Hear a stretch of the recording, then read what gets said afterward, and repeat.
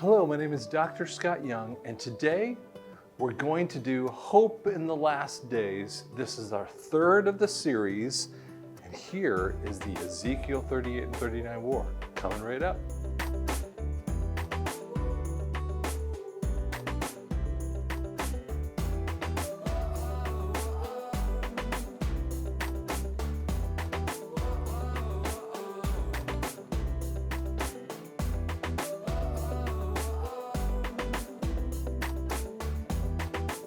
So when you think about this Ezekiel 38 and 39 war, I want you to do me a favor. I want you to flip open your Bible, have it sitting in front of you. If you do the paper Bible, you feel that onion skin that goes across, okay? Or if you just want to have your iPad and your setup, I love doing that. Now my favorite two Bibles that I'm going to tell you about them, one is called the Plan Bible. It is available on the Kindle app, so you can just go Plan Bible in the Kindle, and you can find it on Amazon. The second one is HCSB, and you can download one of my favorite ones. You can download a whole bunch of them, but get the ones with the Strong's Concordance. Now, I like to go with the Holman Study Bible, but you know what? As long as you have the Strong's Concordance, it'll help you make notes and do all kinds of fun things out there too. So I definitely want you to have your Bible out as you go along here. Okay. I'm going to move over here and we're going to talk about a lot of fun things. So first off, the background of this comes from Ezekiel 37. Now in Ezekiel 37, we have the dry bones, and we have this conversation about Israel, and it is about Israel. Most people don't understand it. Now, Israel has existed as a country longer than most countries have ever existed. The Assyrians don't even exist anymore, and you can pick up a whole bunch of different ones. Now you might say that's Syria, but not exactly. There are whole nations that have ceased to exist in the time that Israel has come about. And what's the most fascinating part is that Ezekiel 37 brings about an idea of the nation of Israel coming back. Now, when the Bible was written, this is, in Ezekiel's time, that's in the before Christ, BC. I'm not going to say BCE, I don't like that, but BC kind of ideas. This is a very long time. This is about 1,000 years before Christ. The point is that they couldn't imagine a time frame when Israel wasn't a nation. Now, you and I both understand that when Jesus comes and dies on the cross of 33 AD, potentially around 70 AD or so, we have the idea, or we have the problem that the Romans surround Masada, and then the nation of Israel, even though they're a captive people, they cease to exist as a people. And you say, well, yeah, they're still around, but the nation goes away. Then we have World War II, in which, in this time frame, we have as many as 70 million people who die. 11 million people die in those ovens and gassings and all the other circumstances of World War II. So, but the Jews comprise 6 million of that. Now, some people say, well, where's the other 5 million? Well, that's POWs, dissidents, other religious people, all kinds of different people that Hitler killed. And so out of that moment of time, and from 1945, we have a people dispossessed. And the British had promised them back in World War I to have a land. But only in 48 did Truman allow them to. I mean, he was the first one he didn't allow. He recognized Israel as a nation. And then they were attacked and attacked and attacked. And this idea of is implanted in Ezekiel 37. You see, it was laughable to imagine when Jesus was even at the time frame on his day, or when most of the circumstances of the writing of the New Testament, it wasn't imagined that this could happen other than Revelation, where that was written around 95 AD. But Ezekiel is predicting it. So our next point is the basics of the Ezekiel 38 and 39 war. Now, it talks about these leaders like Gog and Magog and all this other stuff, and then you see this litany of nations. Now, Russia is Magog, and Gog is the leader of Russia. Now, how do you get that? First off, you see, it'll talk about the nation. I mean, the Gog is directly north of Israel, and you stop at Tubal. Now, Tubal is one of Noah's sons, and he gets out of the ark and he migrates north. That's in the Moscow area when you realize it. And so when you put together the whole map of that's where Magog is, and Gog is the leader of Russia. Now, Russia's purpose in this is to destroy Israel and ravage the lands. Now, the Muslim coalition, we also know that we have a Muslim coalition. They want to take out Israel at all costs. They won't recognize them. The Palestinians, the Iranians, the Iraqis, pick the number of people that don't want to recognize Israel. Most of the nations around them are incredibly hostile. If you realize too how crazy this is, it's the size of New Jersey with a population of 10, 11 million, whatever the number is. It's crazy. Why would we have that much conflict over a few million people? Whereas Italy is quite a bit bigger and been around for a long time. And yet, here's the thing that's powerful about the Bible. This is the only land that didn't exist for more than 1900 years.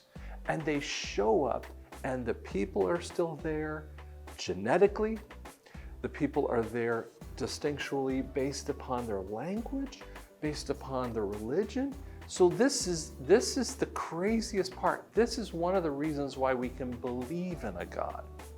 Now, the Muslim coalition of people that you'll see along with this group of people, those are the basics. You have Russia that's leading a coalition of Muslim people. Now, it makes a bunch of sense because they have a massive hatred of Israel. Now, Ezekiel, who and when? This is the next part here. Now, some people ask, is it in the beginning of the tribulation? Is it at the end of the tribulation? Is it in the middle? Is it even a war about that? Some people really want to put it at the end. Now, one of the problems with Gog is, where is he?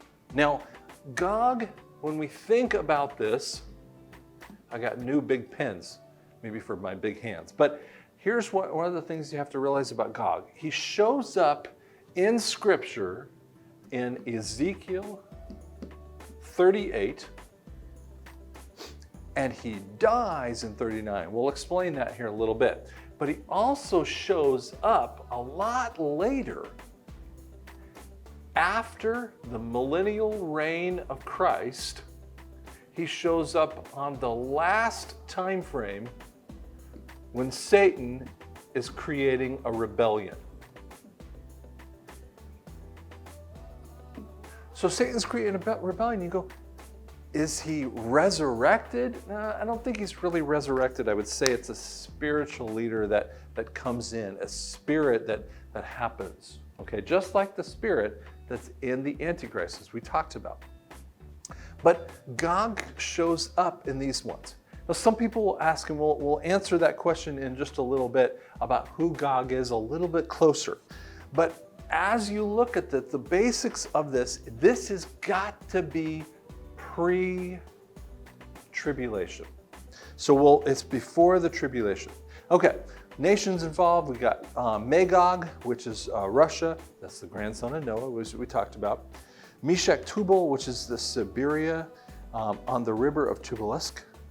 We have Cush, which is Sudan, Ethiopia, Put, Morocco, Algeria, Liberia, Gomer, Eastern Turkey, and Germany. That one's a tough one. It's hard to say which exactly that one is.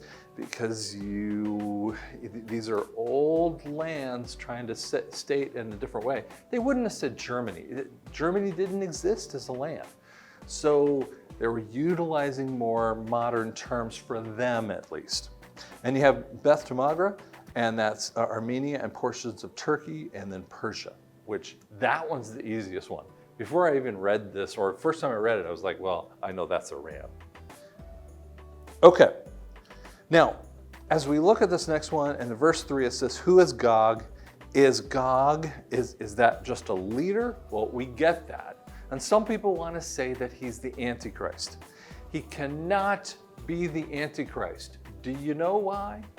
We'll see this as we go along here, but Gog shows up here, and he has a very specific purpose: to lead a coalition against Israel.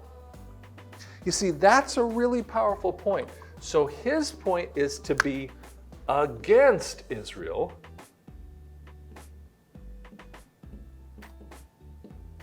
But I want you to see this. The Antichrist creates a peace treaty for them. Wait a second. How can the same guy have a war against them and then show up and be for them? I mean, that doesn't really happen. That makes very, very little sense. And the answer is, it doesn't make any sense because it doesn't happen that way. The Antichrist is going to create a peace treaty with Israel. Gog is trying to take what he thinks that he wants out of them. And then they also kind of wonder, is Gog, Christ on the horse? And we get the same thing with Antichrist and Christ on that white horse. There are three unique people, okay? And I know you say, well, I know Antichrist isn't Christ, okay? But what they try to say is the first seal that introduces the Antichrist is this man that's on a horse, but he comes to conquer. Now that sounds very similar to what happens, but he does it without he just has a bow and no arrow. That means he has no abilities for attack. Well, that doesn't happen with Gog. Gog is attacking right away, and we'll show you that. Okay. So easily one of the most, let me grab this here, easily one of the most controversial conversations in this, and this is the part we don't know. Because when we try to explain these areas, we don't know all that stuff because it hasn't happened for us. I promise you, the Ezekiel 38 and 39 war has not happened yet. It will happen in the future. Now, when we ask this question, it's in verse 11. Betah means a place of refuge. We're thinking about the security, and it says an unwalled people, which indicates a vast number of people behind the walls of Israel. And so now we think of Israel being a walled off city, but do you know that most of the city, even today in 2019, is not walled off? Now, does that mean that we have to have less walls in there before it happens? Man, I don't know. There could be some other things that we don't know about today that might change what they do. So that's a possibility. You might say that as well. But it says an unwalled village. And you know what? When we're trying to figure out the winds, well, could it be tomorrow? Could it be next week? Man, stop. If the Bible doesn't tell you, don't worry about things that it doesn't tell you. Verse 13. There is a conversation about Sheba, Dedan, and Tarshish. And we're going to kind of flip over to that. So it's going to take me a half a second here. So I got to come out of here.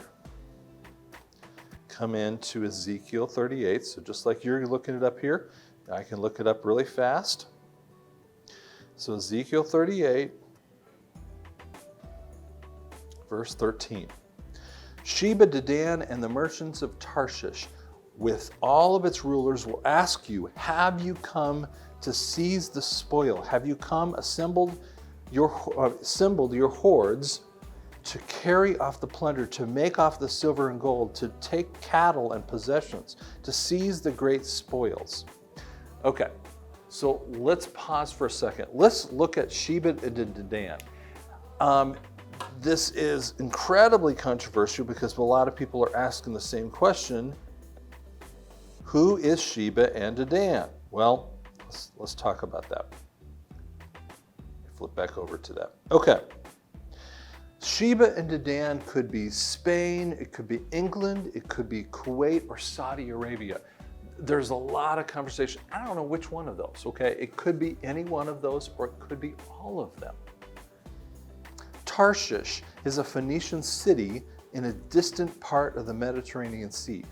Here is what we think, that Tarshish might be a reference to the United States. Because the United States didn't exist until the 1700s as an idea. Even in the early 1700s, we were calling it United States. It was the colonies, right? And only in the later 1700s, when we started to have our own identity, did we even think about it. Well, that's thousands of years before Ezekiel even exists, or far existed, excuse me. So this is a long distance in the future that we're thinking about. How can it say United States of America? It can't say that. That's why it's a possibility of that. Okay, so let me flip over to this again. We're going to look at that reference. So the merchants of Tarshish and the rulers, and he asks this question, have you taken away the spoils? I want you to see how fascinating this verse is, because I get lost in verses like this. Here's why. I want you to envision yourself for just a minute. I want you to think of yourself as the king. And you as the king are ready to send off your big general. And your general is supposed to go off in a far distant land. And in that far distant land, you give them a signet ring to show who they are, and you give them their marching orders, and you give the whole thing. And so he goes off with 5,000 guys or whatever that is, and he has marching orders to do X, Y, and Z. After the troops and the general leaves, you have no idea what's going to happen. There's no cell phone communication. There's no phone communication. Even in World War I, we had to lay wires from different trenches just to send messages back and forth. But even at the time frame, we had runners that ran up to do it. In many of the ancient battles, we would have flags. Now we would call that, a banner. This is so cool. There's some really cool teachers on the banner. But they have these banners, and that would say, oh, now the archers have to do this. Now the cavalry goes in, and it would just explain to your people who couldn't really know what was next, what was coming. But the other guys could read your messages. Okay, so that's really kind of interesting how that goes. But there was no communication back and forth. Now let's say you're the general and you're out in that distant land. And you're out in that place and you want to send a message back because there's something that you hadn't expected. So you put a message together, put your best rider and horse, and send them off. And it could take weeks. It could take 6 weeks. It could take a month, 2 months, 3 months. I don't know. It takes the time for that person, and maybe that person never makes it. You have no idea. Let's say they get back. And what that messenger is saying to the king is, this is what happened 2 months ago. I have no idea what you want me to do today. So your ambassador, which is your general, has to make decisions on his own. That makes sense, right? But in this verse 13, that's not what's occurring here. He's saying, have you come to seize the spoil? Wait a second, how does he know that? And we ask ourselves, where in the world could we have that kind of understanding? Guess what? We see that today. We can see the UN could hear about an attack that's going on. Let's say it's in Kosovo, and there's an attack out there, And they'll say, you look like you're doing XYZ. You know, you're raping and pillaging, you're killing, or you're throwing off nuclear weapons, or you're dirty bombing, or whatever that thing is. You got 400 tanks going into the region. They know that stuff because they see it on satellite images. If you see this kind of information, you can excuse me, you consider this kind of information, that they're knowing what the attackers want? How in the world can that be? And the answer, that's the Bible for you. The Bible has got ways of explaining things that you can't possibly imagine, and yet it does it. It knows the intention of the attackers. How cool is that? Does that not tell you the Bible was way farther forward thinking than we could imagine? It does for me. Okay, flip back over here to our situation here. So again, this is the media that comes in. Verse 15 and 16, it says the horses covering the land. The horses and cloud covering the land. Now, I want you to think about this. It's talking about covering the land, and you think about covering the land. Well, if I was going to write about clouds covering the land, that's kind of what happens. When you see a cloud and it comes in and it covers over, it has a cloud cover, right? Well, would you really explain that if you were an ancient writer from Ezekiel's day? Would you even explain that in the 1700s? You wouldn't explain it in either one of them. But you would explain that if you had modern air warfare. The Wright brothers in the early 1900s started the trend of the airplane. People were coming up with the idea of the airplane, and they were the first ones to get off the ground long enough. And in World War I, there was a few dogfights that happened. You know, there's the Red Baron and the whole myth about that, or legend about that, not myth. And there was a lot of pictures that they were taking, but they really didn't have huge battles. That doesn't really happen until World War II. So we're talking about the 40s. And then some of the bigger battles would happen a lot later than that. Even in the Iraq War, the first Iraqi War of the Americans, we have the bombers that would come over, and just this huge transition. Now again, this happened in World War II, but it's a fascinating reference. It should make you stop just a little bit, and it does me, because it shows me how cool and amazing the Bible is. Sorry, let's get backward here, kind of moving it forward here. You know, when you have a little bit of stuff going on. Okay, there are 3 weapons that are unleashed. Man, this is so cool. Okay, in verse 19 and 20, we have an earthquake. So that all these guys show up in the eastern mountain areas, you know, mountains areas of Israel, and they show up into this area, and they're about to attack, and yet an earthquake happens. You say, okay, I got it. Then in verse 21, there's this confusion weapon. And they start fighting against each other. And then we have the last one, the hail, fire, brimstone, plague, and bloodshed, and torrential rain. And you're like, wait a second, what? What's happening there? Okay, let's back it up just a hair. So somehow they're gonna show up in the area, and there's gonna be an earthquake. And God says that's from him. And then there's this confusion weapon that happens, that fights against each other. Now, this mirrors another amazing time frame that we think of in 2 Chronicles 20.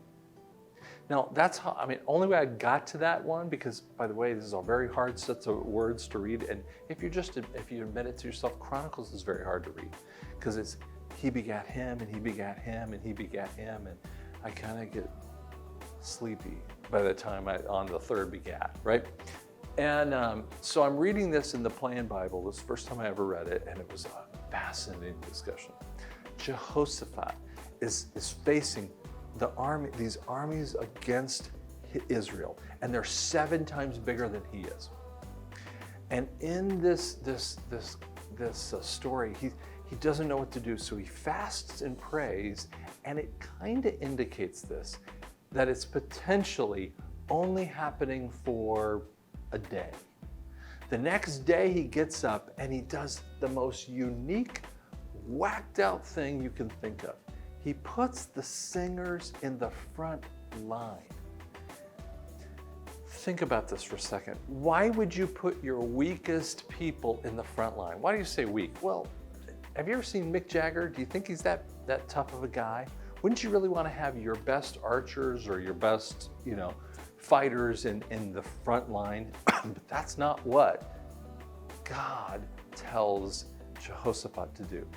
And they sing praises to him, and the army goes crazy. They start fighting each other, and you know what the Israelis had to do? They just went and cleaned up. Now, it doesn't really indicate that they killed a lot of people or didn't kill a lot of people. You have no idea. But that is one of the most amazing, cool stories. And that is going to come back here again. There's going to be a confusion weapon, and they're not going to know what that is. And I want you to think about it from a modern perspective. Because there's no weapon that you can think of today that Israel can unleash that could make people fight each other. Now, you might find someone doing some research to figure out something, but I'll explain to you how crazy and audacious it is, because God is going to show himself to the world, and we're going to show you about that in a second. And then we have a last one: hail, fire, brimstone, plague, bloodshed, and torrential rains. You know what that sounds like? Look at that picture over there. It sounds like a nuclear weapon. So there's 3 levels of this: the earthquake, then we have the confusion weapon, and then we have this potential nuclear weapon. Whoa, and they are utterly destroyed. In chapter 39, verse 3, it says bows and arrows. And it uses this bows and arrows reference in that bows and arrows are going, and he talks about swatting them down with his right hand and swatting them down with his left hand. I want to share with you what it really kind of feels like. It feels like a Patriot missile that takes air-to-air or ground-to-air missiles, and somehow that Patriot missile would knock it down. We first heard about that in the Iraqi war. That is even going much farther than World War II and up to more modern time frames. So that's why it hasn't existed. We could never do that in World War II. We couldn't do it in Vietnam or Korea. We had to be in the late 80s to 90s before that is a possibility. In verse 4, the armies die in the mountains of Israel. So it goes and tells you they just completely die off. And then it does something fascinating. In verse 5 and 6, Magog is attacked at the shores. Now you're going, wait a second. Gog's over here. So we got Israel down here, and I'm not going to pretend to draw Israel, okay? And Gog is down over here, and he's trying to attack Israel in the eastern mountains of Israel, right? But up here north, we have Magog. Excuse me. Up north of Israel, we have Magog. Now, when we see that, we say, what's happening? But it says the shores of this area are attacked. Well, that's not in Israel. You'd be on the far eastern shores or the western shores, or you kind of think, it doesn't really make sense, but Magog is being attacked. That means Russia. Somehow, whether the Israelis shoot missiles out at them. I mean, I don't know what happens. And I'm not going to worry about that because God's going to figure that out. And so they get killed. See, Israel doesn't even have to fight the battle. That's so much like the Jehoshaphat time frame. This battle is going to be unlike any other battle. They don't have to walk in there and do anything. God takes care of it. And there's two indicators of the time in Ezekiel 39. It talks about there will be 7 years that Israel gets to pick up the wood and burn the fire so they have fuel. Now, if they have 7 years to do that, would it make sense, let me back off here and erase this for a second.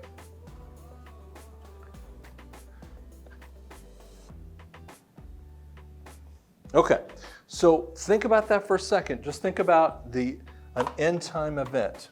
So we have the tribulation being 7 years, right?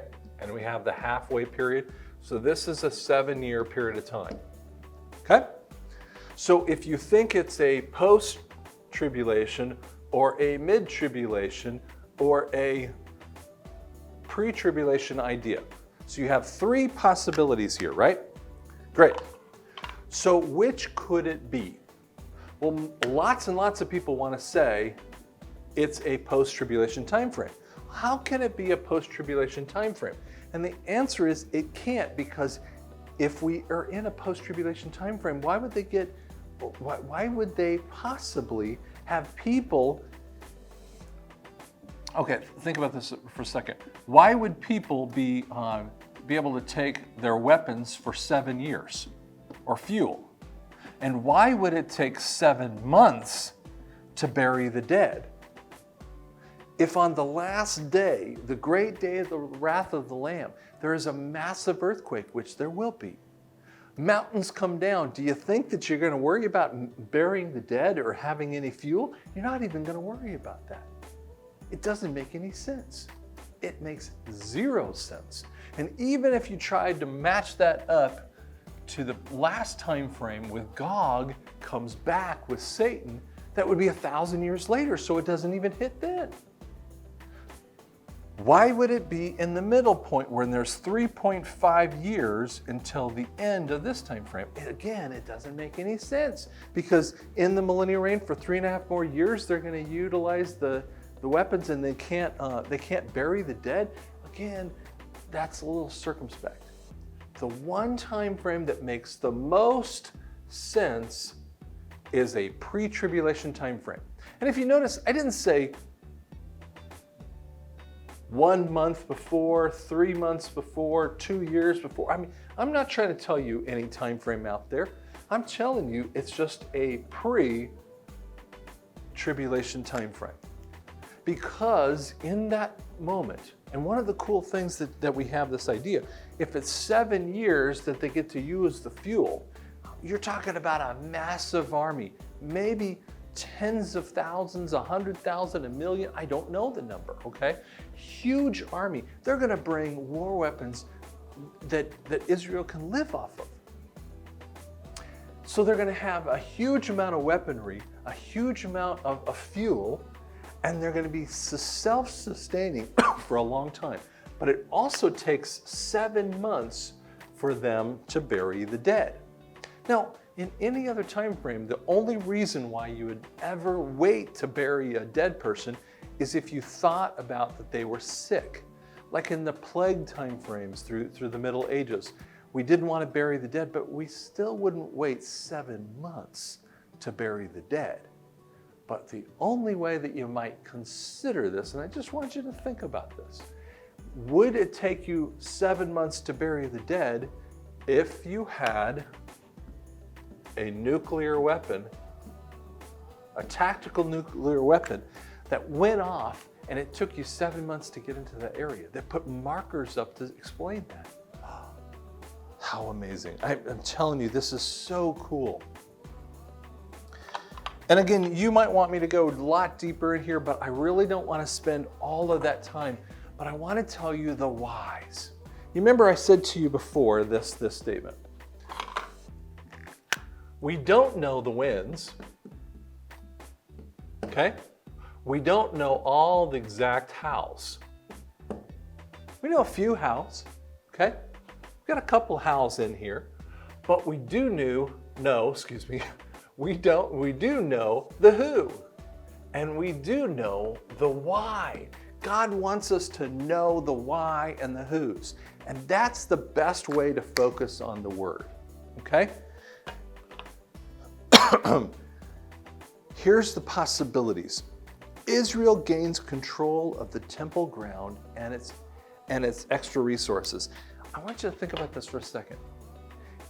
If the Muslims who are against Israel are completely wiped out, and I'm not talking about maybe all the nations, all the billion Muslims out there wiped out, but a massive army that goes up and they get wiped out by God, and it says God, they will know that God did this.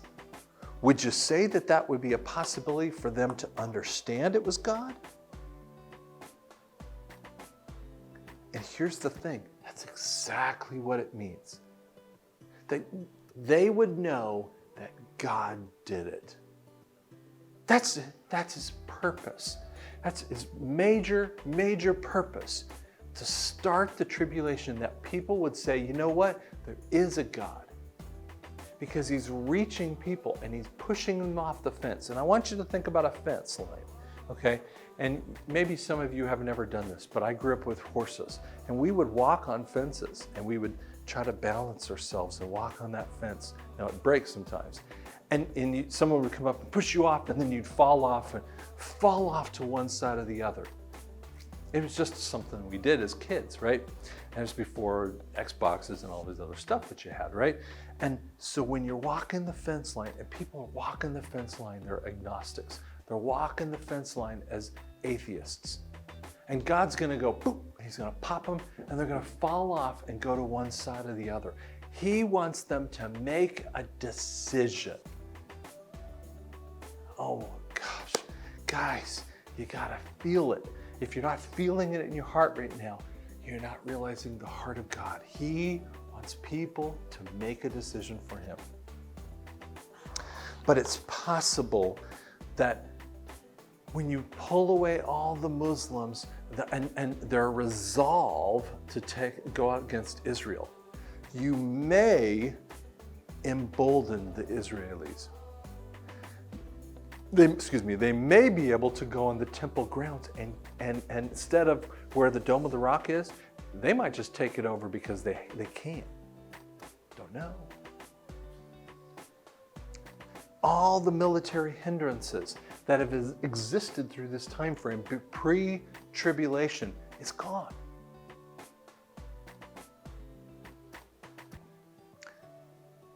The Antichrist, here's what I want you to also see. Do you know the Antichrist, after the Gog is buried? By the way, did you know that in Ezekiel 39, it says Gog is buried. He's dead and buried along with his people. He can't re-exist. You don't have reincarnation kind of thing. But the Antichrist brokers a peace. Now, if you're George Bush or Bill Clinton or Obama or Trump, or pick the guy from any time frame in the past, even all the way back to Truman, it would have been a feather in their cap if they could create Middle East peace. I mean, we have silly shows like a Madam Secretary that wants to talk about, she's going to create peace in the Middle East and, whatever. And I'm like, you know what? It's only going to come when God shows up and does something crazy. He creates a confusion weapon that they say that could only be God. He's pushing people off the fence. And here's what I want you to realize. If the Antichrist shows up, and I'm going to erase this just a hair, so we have too many arrows going on here, right? if this is an event of the pre-tribulation time frame, so let's just call that blue dot the event of the Ezekiel 38 and 39 war, right? Okay, so if that is the event and Israel is emboldened, and Israel's always emboldened. Have you ever thought about Israel? Just go look it up yourself. Don't take what I think. Every time Israel wins a battle, they become emboldened. If you go after them, they're going to go after you with incredible force. If you just study a little bit about the Mossad, you will realize you don't want to mess with them. And if Israel wins a battle that they've never won, that all the Muslims are essentially taking care of it, and Russia is taken care of, they have a massive battle, the whole world is going, whoa. Don't you think that they might be on the warpath? So I want to propose to you something, that the Antichrist has to come in not because it's a feather in his cap, but because the whole world is saying, please, please, please turn off these Israelis from us because they're going to take us out. There's a potential why that we can see. We know that kind of stuff could easily happen. Here's the cool part. What if Israel, by having this war, that they want to have the temple, and we know that the temple has to be built in the tribulation period. And what if the Ezekiel 38 and 39 war is the progenitor of the temple? Okay? Again, I know I'm saying a little bit of how, but I'm saying a little bit of the why, the background of the why. What if it's the progenitor of the temple? Because we know that has to happen. It says that it's 7 years that they're going to have the fuel, 7 months that it's going to take just to bury the dead. That doesn't mean necessarily 7 months and 7 years. It doesn't say it, it could be concurrent. It's not exact, okay? But Israel is definitely, they always are on the war path. If you fight them, boy, you're going to hear the bear. And then the Antichrist comes in and creates a peace treaty. A peace treaty with Israel, a 7-year peace treaty. Does that sound familiar too? Again, the Muslims are reduced in size. We have no more enemies, but we have to have a unique guy to show up and create something that no one has ever done. And can you think about, I don't want you to think like a Christian for a second. I want you to think like the world. And everyone in the world is saying, can we please figure out the Jews? Can we get this thing with the Muslims and the Jews and make them stop fighting? I mean, they're in the news all the time. They're killing each other. I can't stand it. I need to see peace. It's a very common feeling. Jesus even talks about, man, pray for the peace of Jerusalem. I just wish to bring you in as chicks. That's what his heart is about. And he's gonna start it, not because it's a real peace treaty, because it's a fake one. He has to bring the Antichrist to create this peace treaty, and in the middle of it, he's gonna break it all. And the Antichrist has a point that in the middle time frame, he's going to go into the temple and desecrate the temple. Do you see how now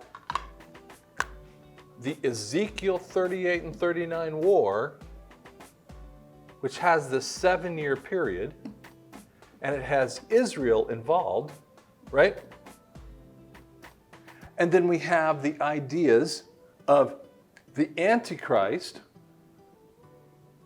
that has to create a 7-year peace treaty, okay?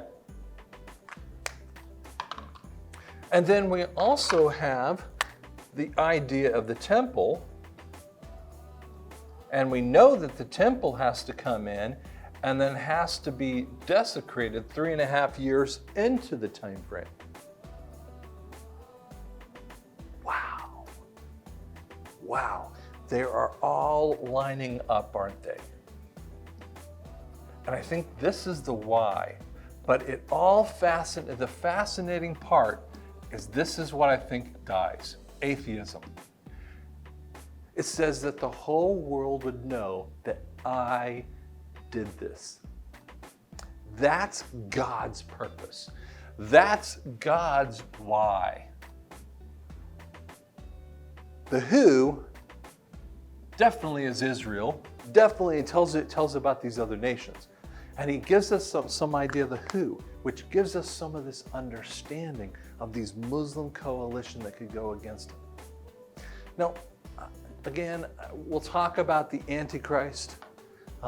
Some people want to say, Perry Stone likes to say that this may be a Muslim. He might be right.